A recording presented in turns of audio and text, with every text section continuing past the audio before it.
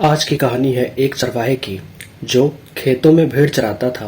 पर एक दिन कुछ ऐसा हुआ कि वो बन गया चरवाहे से पूरे राज्य का राजा। जानने के लिए बने रहिए कहानी बुद्धिमान की ताकत। बहुत समय पहले की बात है।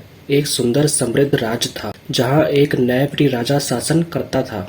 उसकी एक सुंदर और गुणी बेटी थी, राजकुमारी सुदर्शना। एक दिन राजा ने पूरे राज्य में घोषणा कराई कि मैं चाहता हूँ कि मेरी बेटी का विवाह राज्य के सबसे बुद्धिमान व्यक्ति से हो। जो मेरी 3 पहेलियों का जवाब बिल्कुल सही देगा, उससे ही मैं अपनी बेटी की विवाह करा दूंगा। पूरे राज्य में यह खबर आग की तरह फैल गई। दूर दूर देशों से राजा, महाराजा और राजकुमार आए। यहाँ तक कि बड़े बड़े पंडित भी पधारे, पर राजा की 3 पहेलियां कोई नहीं बता सका। उसी राज्य में एक देवदत्त नाम का चरवाहा रहता था जो खेतों में भेड़ चराता था। उसने भी खबर सुनी तो वो दौड़ा दौड़ा महल की ओर भागा, यह सोचकर कि जरा मैं भी तो देखूं ऐसी कौन सी पहेली है जो बड़े बड़े धुरंधर भी नहीं हल कर सके।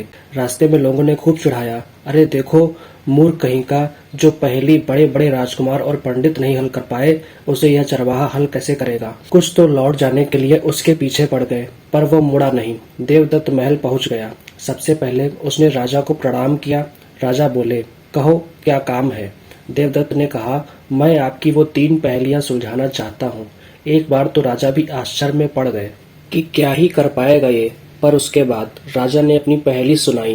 पहली पहेली, वो क्या है जो बिना पैर के भी चलता है और बिना पंख के भी उड़ता है पर रुकता कभी नहीं। देवदत्त ने झट से उत्तर दिया, समय। राजा तो जैसे उसे एकटक देखते ही रह गए।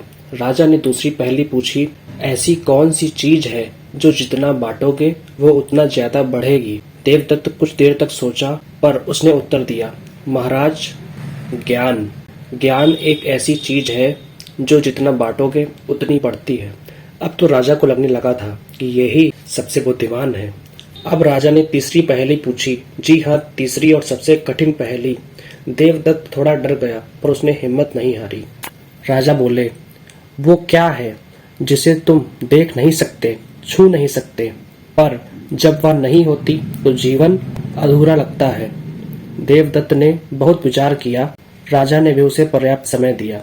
फिर वो बोला, विश्वास। महाराज, विश्वास ही ऐसी चीज है जिसे हम छू और देख नहीं सकते, पर अगर विश्वास की कमी हो तो जीवन अधूरा लगता है। पूरे दरबार में तालियों की गड़गड़ाहट गूंज उठी। राजा ने उसे गले लगा लिया। वे भावुक स्वर में बोले, देवदत्त, तुमने सिद्ध कर दिया कि असली बुद्धिमत्ता पद या वंश से नहीं, सोच और सच्चाई से आती है। तुम चरवाहे हो, पर तुम्हारी बुद्धि किसी राजकुमार से कम नहीं। देवदत्त और सुदर्शना का विवाह हुआ। देवदत्त ने आगे चलकर राज की सेवा की और बाद में राजा बना। ये कहानी हमें सिखाती है कि सच्ची बुद्धिमानी किताबों या महलों में नहीं, अच्छी सोच रखने वाले के मन में होती है। हर इंसान अपने आप में खास है, बस जरूरत है खुद को पहचानने की। पूरी कहानी देखने के लिए धन्यवाद।